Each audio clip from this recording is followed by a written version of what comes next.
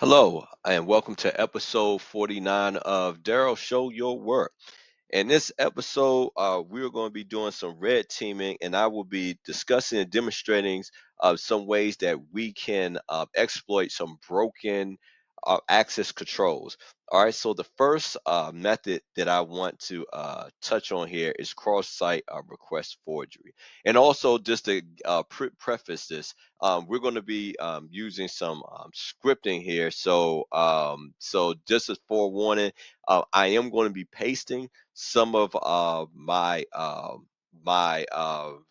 my code into our text editor just to save some time, so we're not sitting here watching me fumble my syntax, and just to ensure that things are going to go properly. But I will explain each part of the code just so we know what's going on. But anyway, back to cross-site request forgery, which is long for CSRF, is a common web vulnerability used by attackers to trick victims into generating a request that performs specific actions on behalf of the logged in victim.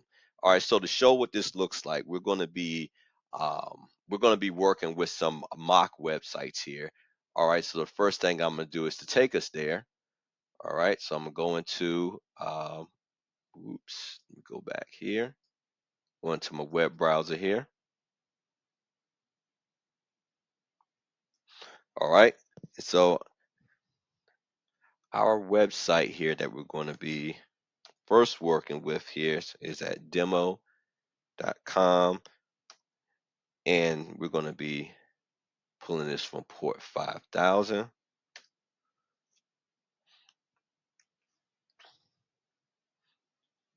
All right, so I'm going to click on this CSRF link here. All right, now some things that I need to do before we start is we're going to be also working with Burpsuite. So I'm going to go here to my web application tools, and then I'm going to select Burpsuite.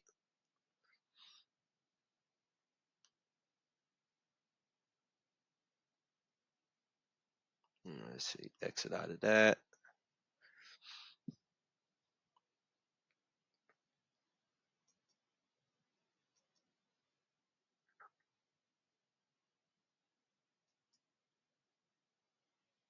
No, we don't want to update. All right, because that's going to take a while and it's really no use to us. All right, so we're going to leave Burpsuite where it is for right now. Just wanted to get it going. All right. And so, as usual, when we're working with Burpsuite, we need to adjust our proxy settings here. So I'm going to preferences within my browser, and I'm using Firefox here. So I'm going to scroll all the way at the bottom, and I'm going to network settings. All right, so I'm going to set this to manual proxy configuration, and I'm going to set our HTTP proxy to our loopback address, which is 127.0.0.1. All right, then we're going to set our proxy port to 8080. All right, click OK there. All right, now back to the site here. I want to now that I set up our proxy settings and things like that. I want to make sure in my Burpsuite that proxy. Okay, so we need to go to the proxy tab, and then we want to make sure our interceptor is on, so it could be able to capture our website request. So I'm going to set that to on. Oh, hold on, before I set that to on, actually, there's some things I need to do. I got ahead of myself here. All right, hold on. Let me go back to my preferences. Actually, I have that open already. All right, for the time being, let's set this back on to system proxies, because if I set it on now, I'm not going to be able to authenticate. And I want to be able to authenticate.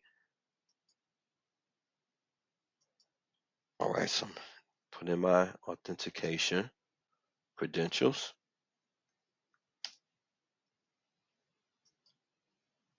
All right, now that I'm in, now, all right, let's turn our proxy settings back on.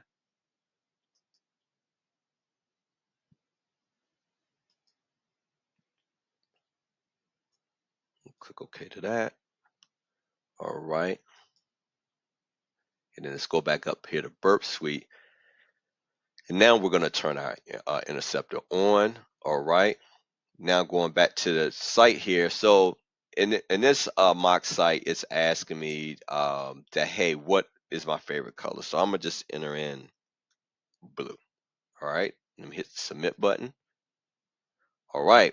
So now we see that this request here within Burpsuite, we can see that we have a post request and it's not sending a unique token. Therefore, we can suppose that this web application is not using any form of protection against cross-site forgery. All right, then we can see our request down here, which is for the color blue. All right, so for the time being, I'm just going to send this over to the server here, and as you can see, going back to our website, that the output of that was blue. Now, how we want to be able to exploit this, we're going to use a copy of this website, and we're gonna use a malicious copy, and we're going to do some things in here to exploit this. All right, so in order for me to do that, I'm going to bring up my terminal here. And let's increase the font so everyone watching can see what's going on. Let's see, I'm going to increase this to 24.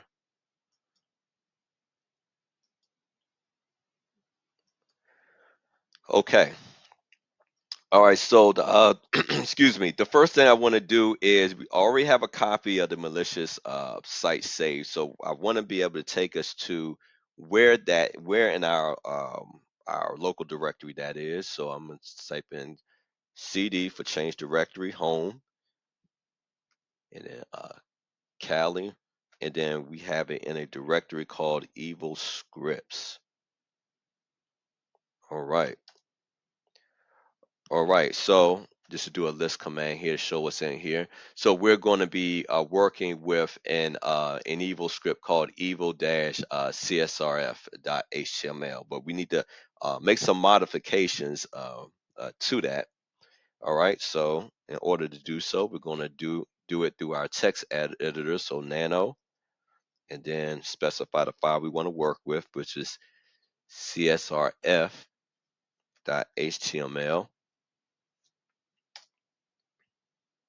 All right, now we're in our script here.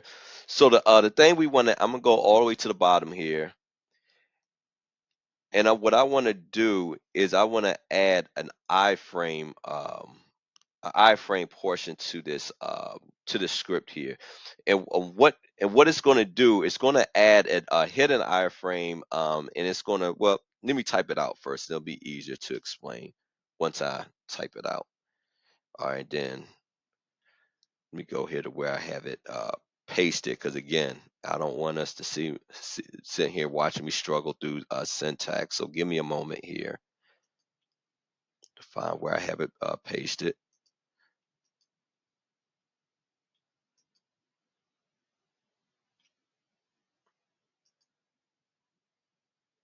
All right, so I'm going to paste that into here. Okay, so what's going on here is this is going to add a hidden iframe using the display none attribute. And sends the form's response. It's going to send us the form's response to there. And as a result, the victim does not see nor realize what's happened. All right, so I'm going to add another bit of code here. All right, and like I said, as I'm pasting this in, I'm just going to explain what's going on. Okay, so what's going on with this particular line of code is we don't want the victim to see the form. So the input element is given the type hidden, thus making it invisible on the web page that the victim sees. All right, so where you see hidden right here, that's what's going on. That's what's going on here. All right. So that's why I'm writing this portion of code within the script. All right. Then I'm gonna add one last portion here. Let me see if my there we go. All right.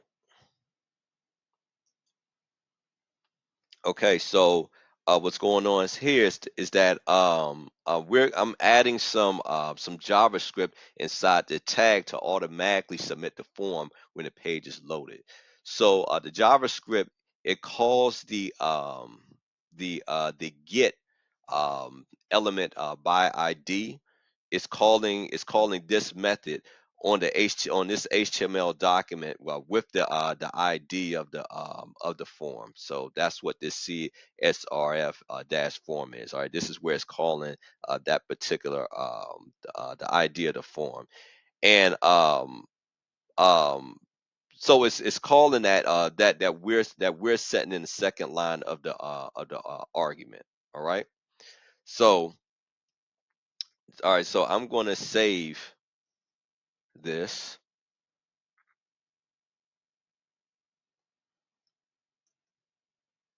All right, then. All right, then to give some further context to the other file. So the idea is once the file is submitted, the browser is going to pass the victim's cookies to the original website that we were looking at, not the malicious one, but the original one that we were looking at through the HTTP post request, and make it so it's going to make it seem as if the victim purposely changed their color to the word hacked. And you'll see what I mean here. So I'm gonna hit enter. All right. So now that we have this saved, now I need to be able to host this malicious version of the clone of the site. So I'm going to have to start up my own malicious web server. In order to do that, I'm going to use Python. So I'm going to do sudo, say Python 3 to tell it which version of Python we're using, -m, and we want to use a http dot server, and we're going to have this running on port 1337. All right. All right, then give it my password. All right, so now that that's running, okay, so let's visit our site here. So I'm going to go back to my browser, and I'm going to open up a new tab. All right, so let's go to local host, and we're on port 1337. All right, and then slash evil-csrf. So in a case like this, of course, we wouldn't use a an obviously, malicious URL such as this. This is just to help us differentiate, between the legit site and the malicious site that I've created here. But in this scenario, it would have been some sort of social engineering that would have led our victim to this fake site instead of the legitimate one. All right. All right. So we can see as soon as we got to the site, Burpsuite then came back and it saw that our color is set to hacked instead of blue. All right. So remember, we have that inside of that script that we modified. All right. So the thing we want to do now is we want to go back to the and I'm going to forward this. Let's forward that. We want to go back to our original site here. All right, and I am going to once I'm back here, I'm going to click the refresh the page. Click that, All right, and it gives us again another GET request in our Burp suite. So I'm going to forward that traffic, and let's see what happens when I forward it. Look at there. So now instead of saying blue, now it's saying hat. So that's what when I was explaining what our script did. This is what I mean that when the script is ran, or when the victim is inputting information, it's going to make it seem like the victim purposely put in one thing that they did not put in. All right, so that's one way of how we can. That's one way, not necessarily how we can, but how cross-site forgery can be used due to a broken access controls. All right, so the next method I want to show as far as how broken access controls can be exploited is allocating malicious origin headers through something called CORS. And CORS is short for cross origin resource sharing. And what it is a security feature in web browsers that controls whether a web page from one origin, think in terms of domain schemes or ports, can access resources from a different origin. So it works by using HTTP headers to allow a server to indicate are permitted to make requests. So CORS it tends to be thoroughly used in web applications where web fonts, cascading style sheets, documents, and other things are loaded from different origins, which may not be of the origin of where the resources are actually stored. All right, so to show you what this type of exploitation looks like, I'm going to be going, and I'm just going to open up another tab here, and let me turn off the interceptor so we can actually get to where we're trying to go. All right. Oops, wrong. Didn't mean to. Sorry, jumping between so many tabs here. And I'm going to just open. I'm just going to be working from a new tab here. If I can get my tab game together. All right. Okay, so we're going to go back to the site that we first started at, which is demo .com and at port 5000. So going back here. All right. So this time I'm going to go inside of the CORS link. All right. So one thing I wanted to do, and let me authenticate first.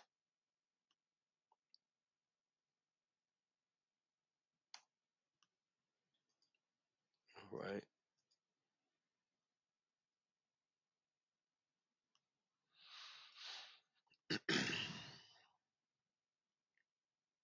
All right. All right, so going back into Burpsuite, we're not using Interceptor, but we're going to still be in a proxy tab, and this time we're going to go into HTTP history. All right, and I want to point out just how cores work here.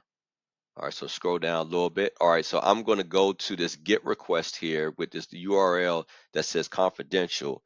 All right, so if we look at what's going on down here with our requests in our response, by looking at the refer, that we can see that that we're the referrers, okay, where we went to demo.com 5000 slash course, because that's the URL that we were in. So let's look here, right here at lines at the response of lines 4 and 5 of the response. All right, so excuse me, what's happening here is in this request side, and under the specifically under the access control allow origin response header, we can see that the site has CORS enabled, and that the wildcard is telling us that that any origin can access the resource. All right, so we have to keep that in mind, because we're going to try to exploit that. But that's what that means, that pretty much any resource can or at least access to any resource can be used, and that's what the wildcard there means. All right, so I'm going to right click here in our request, and I'm going to send this to the repeater, and that's going to allow us to modify the request. All right, so here, let's say, looking at this request, I'm going to actually add a line to it, and I am going to specify my own origin location. So let's see, I'm going to write in here, oops, origin evil website dot xyz. All right. So I'm gonna send this, and let's see what happens when I send that. All right. So as we can see, if we look under access control allow origin, instead of having that wildcard variable in there now it's points specifically to a malicious origin as far as what is trying to that's trying to get access to a resource on the user's end. All right, so that's one way in how CORS can be exploited, how someone can manipulate that access control allow origin a header. So the next thing we want to be able to do as far as trying to exploit core specific as far as as far as a mechanism to exploiting broken access controls is we want to be able to try to perform a malicious XML HTTP request GET request with a JavaScript code. So we're going to be writing some more scripts here. So I'm going to, well, no, we'll keep that open for now. All right. Going to go back here to my terminal, and I'm going to have to open up a new terminal here because we're still going to need this web server open.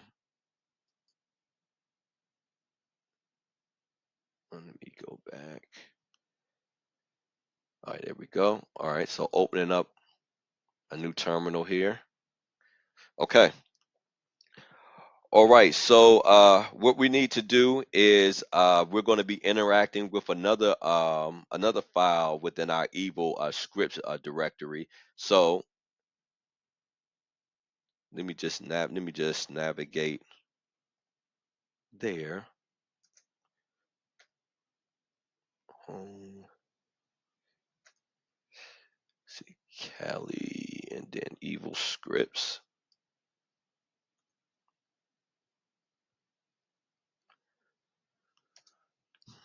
All right, list those out again. All right, so now we're going to be focusing here on the evil-cors.html script, and we're going to be making some modifications with that file. Again, what that is, this is another malicious copy of the page that we were just on that already have saved here um, uh, in my machine here. So, all right, so I'm going to open that up with my text editor.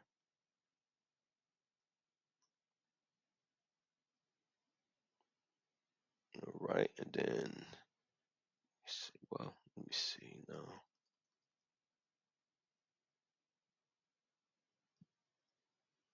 There we go. evil.cors.html. All right.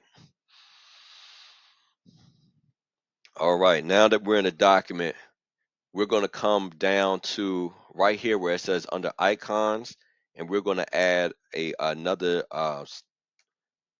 set of script tags. All right. So, all right, let me go here because again, I don't want to try to write this in manually because we'll be sitting here all day watching me fumble and fat finger stuff with my syntax. So give me a moment here to find where I have that stored so then I can paste it on here.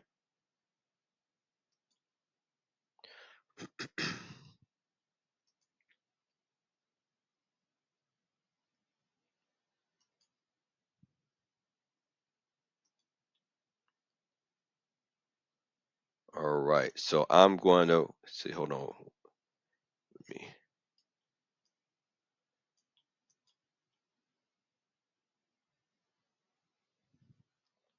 All right, so I'm going to paste this on here, and then I'm going to explain line by line what each line is means.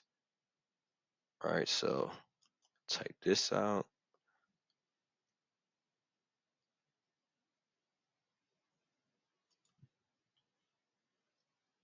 Okay, then copy that.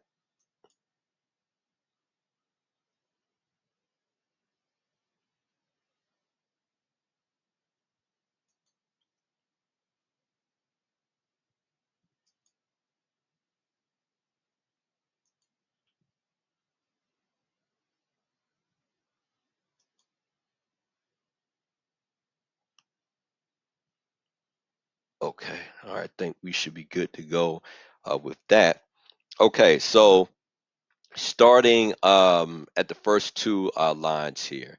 All right, so what's going on here is this is creating the XML HTTP request object called a rec. All right, as we see like right here, this REQ. All right, so the next line, this REQ on load. So it's this is setting the REQ dot on load listener function to get the response from the server and to populate the result afterwards. All right, so going down um, to REQ dot open. All right, this line, this third line right here. So what's happening here is we're calling the open function to start the request. The first argument is the HTTP request. All right, we see that right here. All right, which in this case is a get. This is a get method. All right, so we see that's specified right there. All right, and the second argument is the URL or the relative path to the server side resource. All right, so that's here. And then the third argument, which this boolean right here. All right, this is for access. This is for accessing whether the for assessing whether the HTTP request occurs asynchronously. So we're going to set it to true since it's not needed to hold up other parts of the JavaScript code from loading. All right. So in a nutshell, that's what's going on here. And let me see, just making sure everything is here as needed. All right. Oops. Hold on, give me a second here. Don't know why it went back there.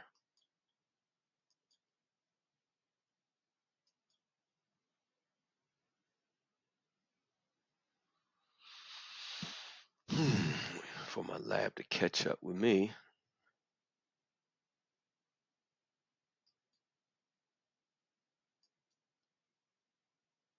Huh. Sorry about my lab here. It's acting kind of wonky once again.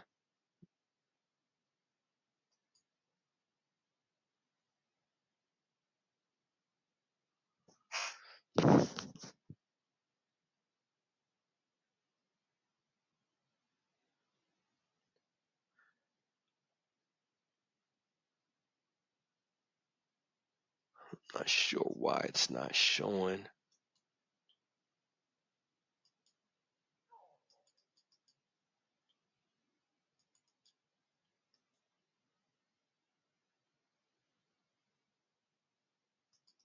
Huh. No, it's just not showing my. Okay, there we go. Okay, now go back here to where our script is.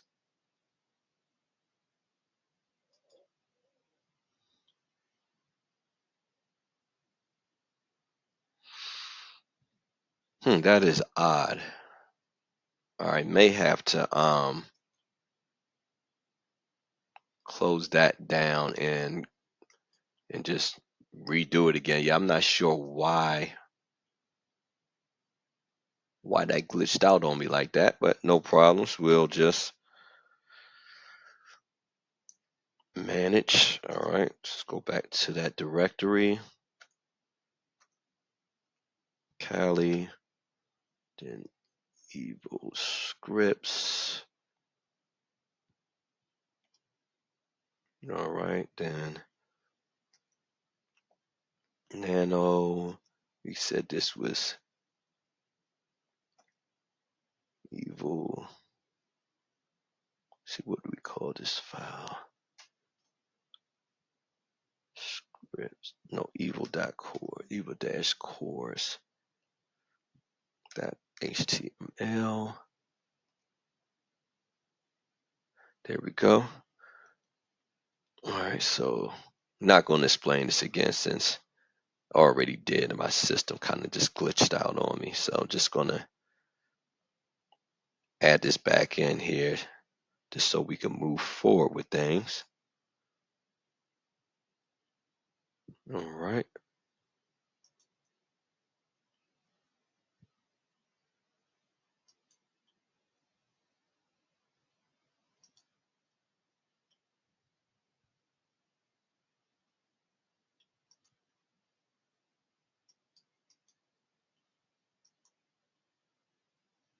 Right.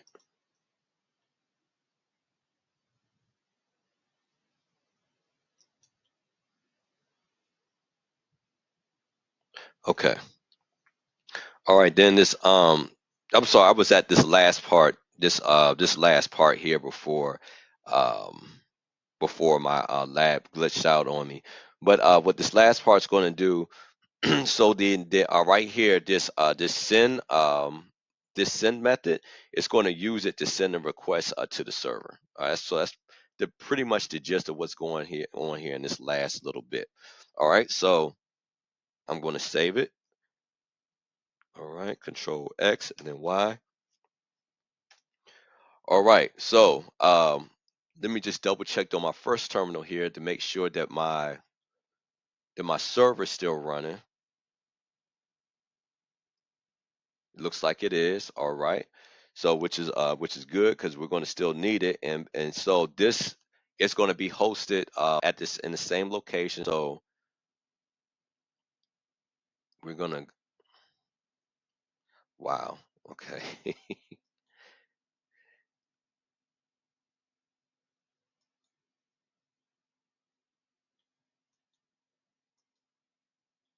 Let's see what happened there. Sorry, excuse me.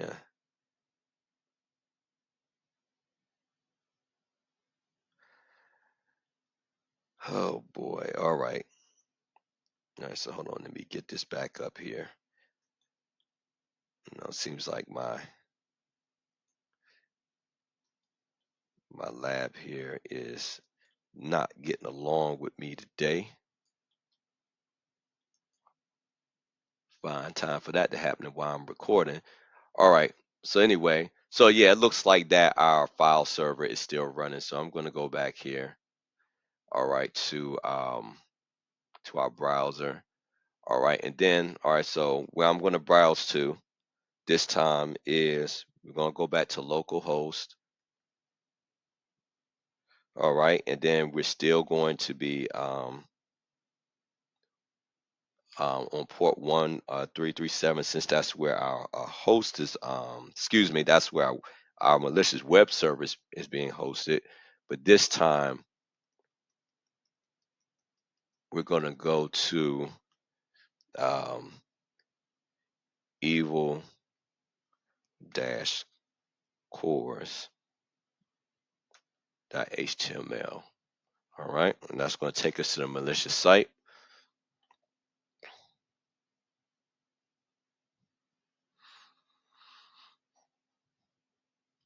All right, so now, all right, let's go back to our Burpsuite. Let's see what's going on there.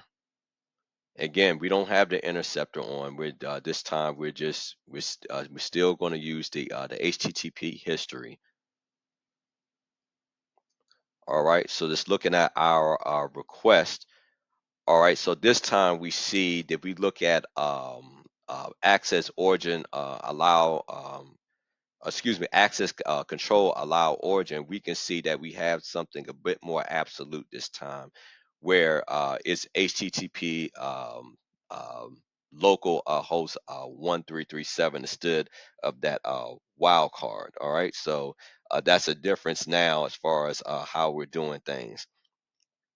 Okay, so one thing we're going to do with this with our new a site here, we're going to well, not necessarily with this new site. So one thing I just wanted to show that that basically that now we're using this access control allow origin is now being set to our local host 1337, which is malicious. All right, so that's the thing that I wanted to show specifically with the CORS hijacking.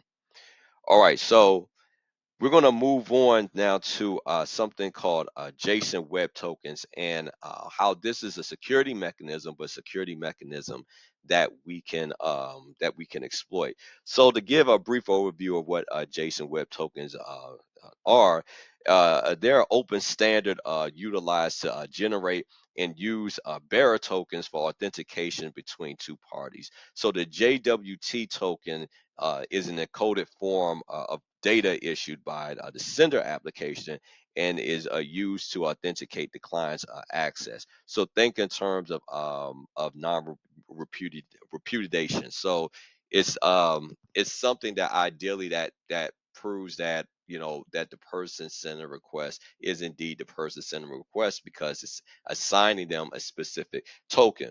We're going to see how this works, but then we're also going to see how this could be exploited. So we're going to navigate. Oop, don't want to exit that. All right, so we're going to navigate to a different site here to show what that looks like. And this time,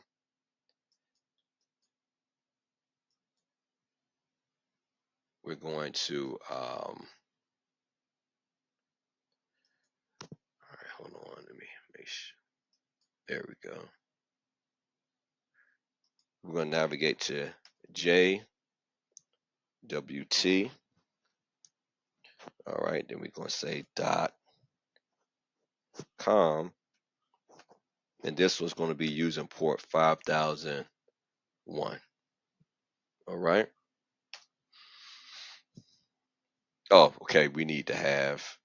Sorry about that. Need to start my Burpsuite. So let's turn that back on. Proxy intercept. All right, let's turn the interceptor back on.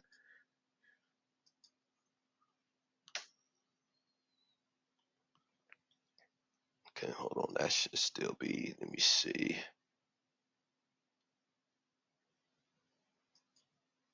All right, give me a moment here to see why this site isn't working.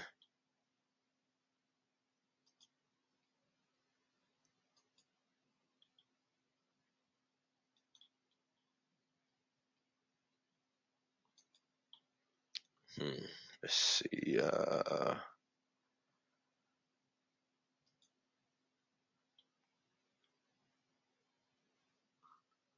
Everything should be good there.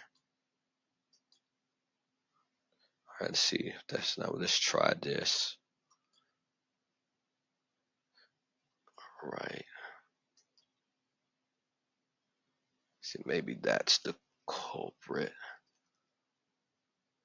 And then let's turn Burpsuite back off, because we're not trying to necessarily get any traffic right now. Okay, there it is. Okay, yeah, I'm not sure what was happening. Okay. All right, so now that we're here, all right, so I'm going to click the authenticate button. All right, and then I'm gonna right click the screen and go to inspect element. All right, so once we're in inspect element, we want to go to the storage tab over here, go into expand local storage here on the left, click this portion right under there, and this is going to show us what our JWT token is. All right, so that's how we access the JWT token, and we were able to see what specific token that we've been assigned as far as authenticating. Now, this is something that can be brute force. So let's create. So we're going to first see how we can what we can do in order to do that. All right, so we're going to be dealing with another script again here. So all right, so I want to go back here to my second terminal. All right, so this time we're going to go back into our evil scripts direct. We're already in there, which is good. Okay, so we don't have to do that again. All right, so this time listed out, we're going to be dealing with where we're going to be creating a new document, but we're going to be utilizing this rocku.txt word list. All right, so I'm going to create a new document. I'm going to call it weak dash secret. Let's spell that right. Let me see. Yeah, I did. Secret dot py for Python. All right, so this is going to give us an empty document. All right, so then once again, I'm just going to populate this with the code and explain it after I populate it here. All right, so hold on, give me a moment.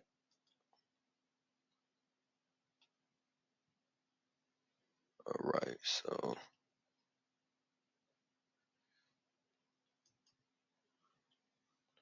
right, paste that there.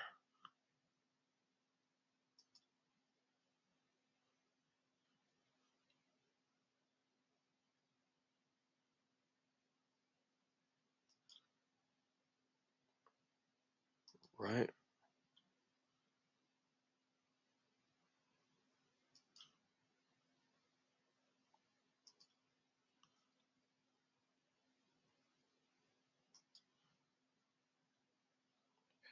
All right. All right, so let me go section by section here and just explain what we have going on. All right, so starting from the top. So what import JWT does is exactly what it sounds like. It imports the JWT object. All right, going down here to the second line. So this is to get the value of the token through the user's input. All right, going down here to this section, excuse me, of code. So this is to open the rocku.txt file and read through each of its lines. So this is the word list that we're going to be working with when trying to brute force this um, this um, this token. All right, this encoded token. All right, so moving down here to the try portion. So this is going to attempt to decode the given token with the current word file. If valid, it's going to print a success message. Otherwise, it'll try the next word. All right. And then moving down here to this last portion. So then this is what's going to notify us if the token is indeed an invalid format or has expired. All right. So I am going to save and exit. All right. So a couple of things we want to do before we start running this, cause I mean we're going to I'm gonna have to move like Sonic the Hedgehog fast because the issue with this is that this JWT token, it expires fairly fast, so I have to be fairly fast as far as like my interception of it and cracking it. All right. So in order to ensure that I'm able to do that, I'm going to open up Mousepad, which is just Linux's version of Notepad, and so I can just easily copy and paste, what it is that I'm capturing. All right. So, all right. So now I'm going to go back to my back here to the website. All right. So I'm going to refresh this, and I'm going to do all the steps that I just did before to show how to see the JWT token. But this time I'm going to copy it and I'm going to attempt to crack it. All right. So I'm going to refresh the page. All right. That's been done. All right. I'm going to hit authenticate. All right. I'm going to inspect the page element. All right. I'm going to go to storage. See local storage. Click on this. All right. Click on that. And from here, I'm going to copy the contents of that, go into mousepad, all right, and paste the output here. All right, so I'm going to get rid of all of this and then get rid of that down here, that quote. Now, hold on, there's still a bit here I need to get rid of, this AC. All right. All right, so this is the actual JWT token right here. Go back to my terminal. Oh, gosh, perfect time for it to start screwing up. Okay, now I'm going to run.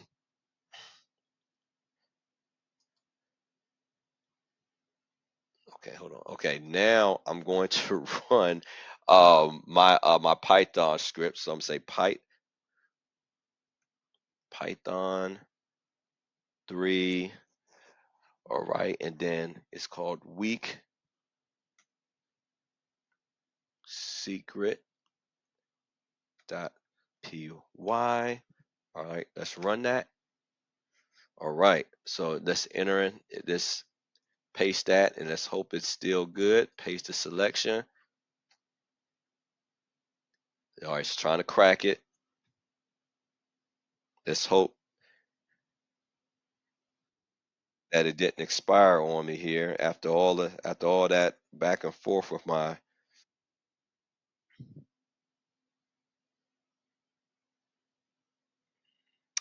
Okay, looks like I'm gonna have to do this again. All right, so what I'm gonna do, I'm gonna set that right there, and we're gonna run that again. All right, because it looks like it may have timed out on me. All right.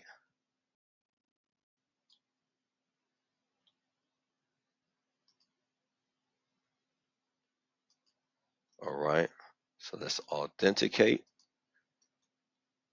All right, inspect element,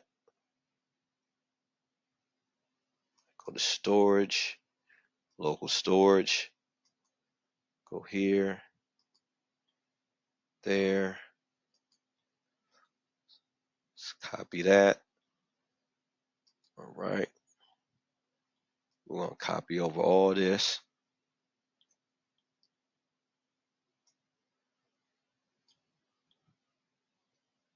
Add that E back in there, get rid of that. Copy, go back here. All right, let's run this script. Let's paste what's on the clipboard.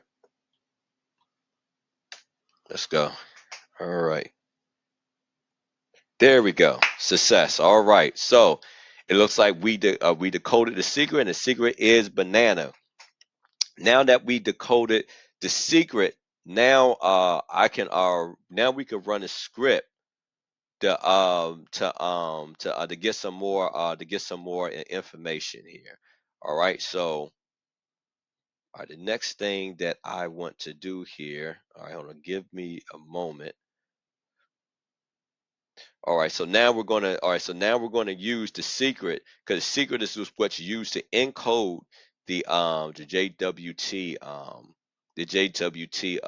token. So now we're going to use this secret to try to decode it with another Python script.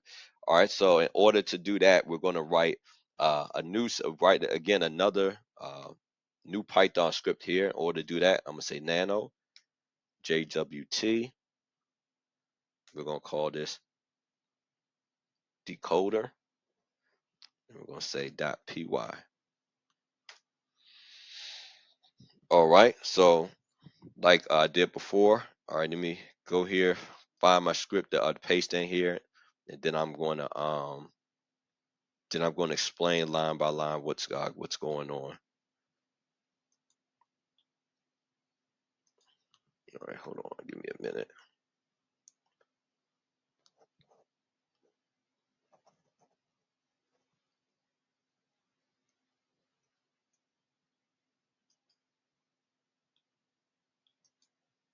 All right, check that there.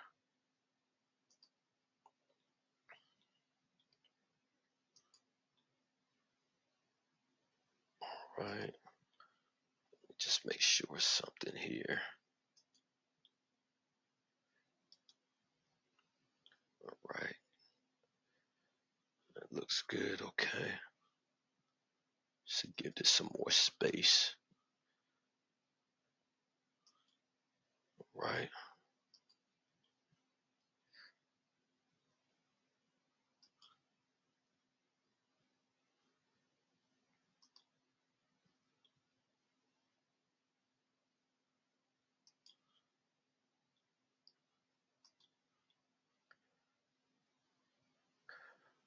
Okay, so let me make sure I got everything. Hold on. Okay, hold on. I thought I had everything. No, that's not everything. Okay, hold on.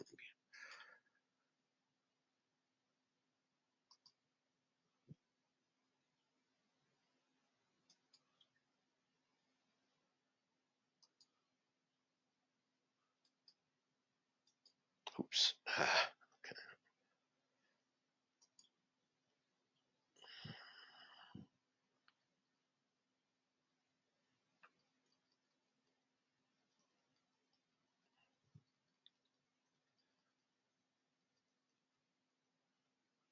Okay. Next line.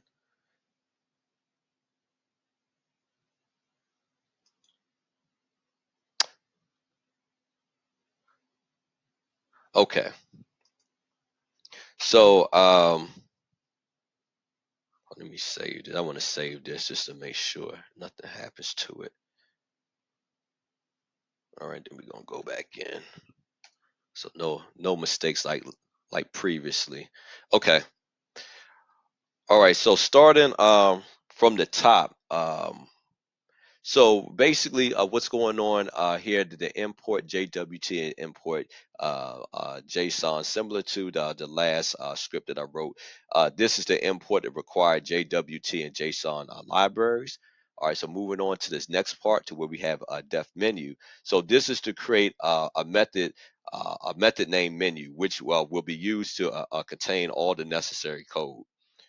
All right, then moving down here to HS where we have the HS 256. So basically this is just saving the algorithm and the secret token in a separate variable. All right, and then right here where we see the choice. So this is to get a user input on whether to encode or decode the token, and make this will make more sense as I go on. All right, and then where we see choice one here, these first two lines are choice one and then JWT token. So this is selecting the first. This is what we get if we were to select the first option, and it's going to will prompt the user to enter the token. So we're going to have multiple options, and this is just the code for option one. All right, and then we get hit down here to this decoded token. So this is the portion. This is the decode method along with the token, the secret, and the algorithm are being used to sign a token. All right, so that's this line right here, and then the third line with the decode another decoded token equals JSON dumps. So this is to use the JSON dumps method to convert the return Python object into the JSON string. And then of course this last portion is pretty straightforward. It's to print the value of the decoded token. All right, so we're not done with this file. I just wanted to kind of get to the halfway point of it to kind of show what was going on up to that point. So I'm going to continue here, paste in my code.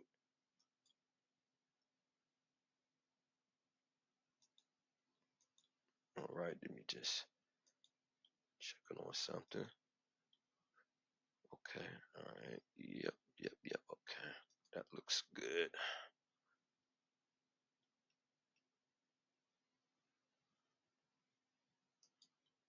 All right.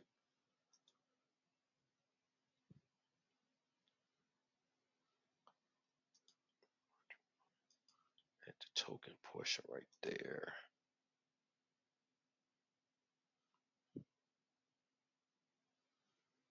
Well, let me see. No, okay, no, that's straight. Okay.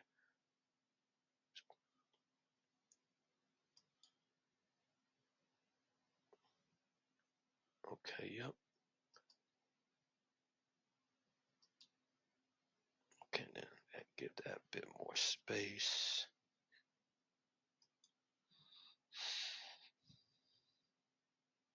Okay. All right, then we should be good to go.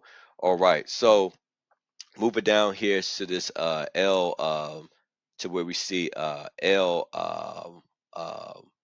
if, so which is short for else if. So this is basically to allow the user to modify tokens using the secret key found in the previous steps. So this is what option 2, just starting the beginning of that option 2. All right, and then if we move down here to where it says payloads JSON loads, this is to use the JSON loads methods to convert a string to a Python dictionary. And then where we have tokens, token JWT encode. So this is to call the encode method from the JWT object and pass the generated Python library secret key and hashing algorithm to it. And then this last portion here, this is to print the newly generated token. All right. So let me make sure. And actually, you know what? No, I'm sorry. This portion right here, I'm sorry. This is the post the newly generated token. And what this last part is this is the call to menu function. All right. So basically, if we enter in something other than 1 and 2, then it's just going to bring the menu function back around for us to enter in an acceptable variable, which is either 1 or 2. All right. So I'm going to save. Okay, hold on. Let me see. Do that again. All right.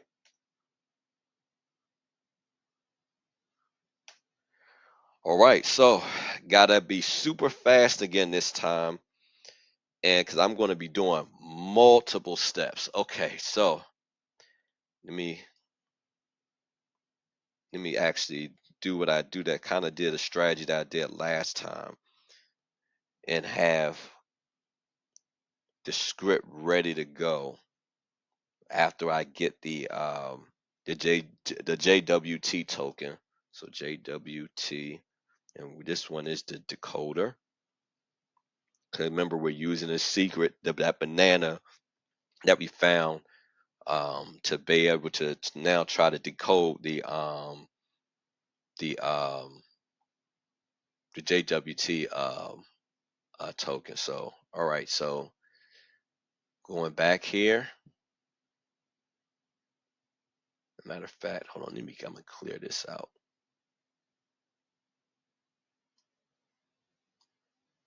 All right, so we're not. It's one less thing we have to do. All right, so ready, set, go.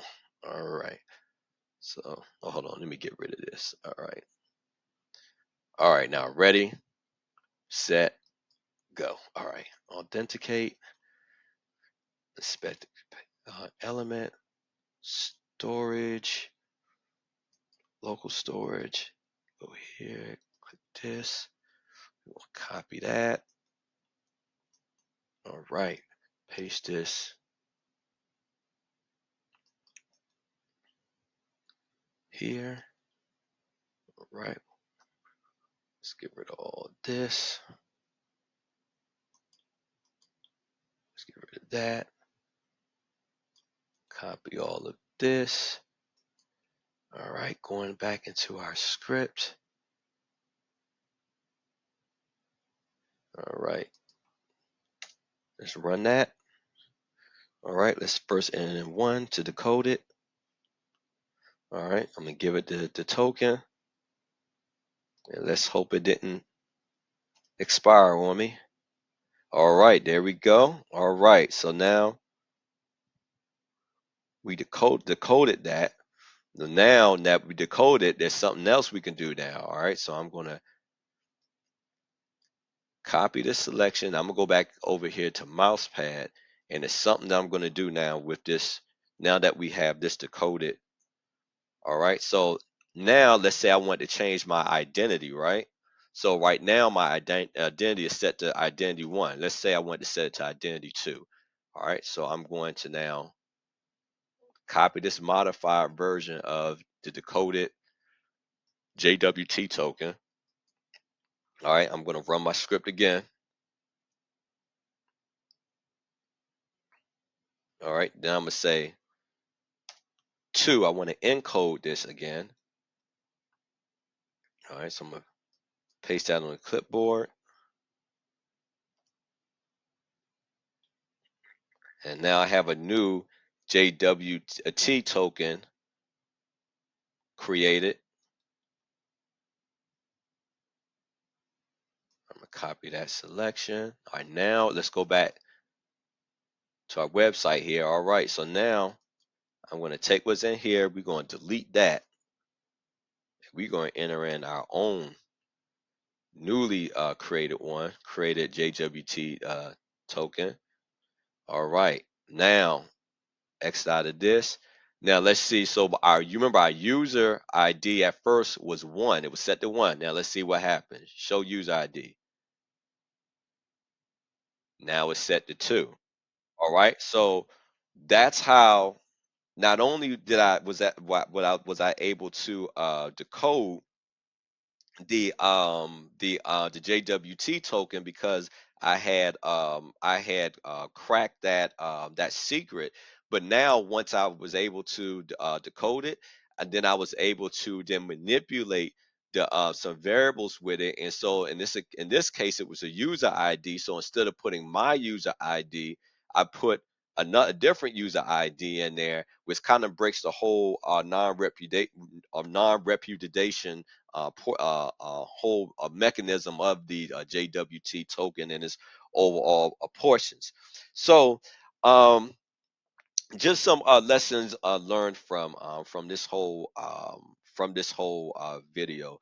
So don't rely on obfuscation. So obfuscation is insufficient to keep sensitive information safe. So there's different ways to get around obfuscation. That think about encoding, encryption. You shouldn't solely rely on that. You should have some type of level of the defense in depth. So also, unless a resource is publicly accessible, deny access by default. All right, wherever possible, use a single application-wide mechanism for enforcing access controls. All right. At the code level, make it mandatory for developers to declare the access allowed for each resource and deny access by default. And ensure that all users, programs, or processes are only given as little unnecessary access as possible. That's again going back to the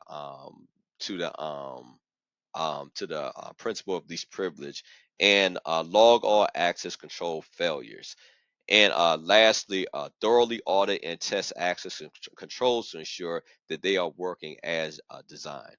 So yeah, so like the type of things that we were able to do here, this shouldn't be like on a live website. So this should have been these type of things should have been tested prior to going into production and facing a publicly being publicly facing like this when it comes to web applications. So that brings me to the end of my video. Please like, share, and subscribe. And most importantly, show your work. Until next time, take care of yourself and God bless.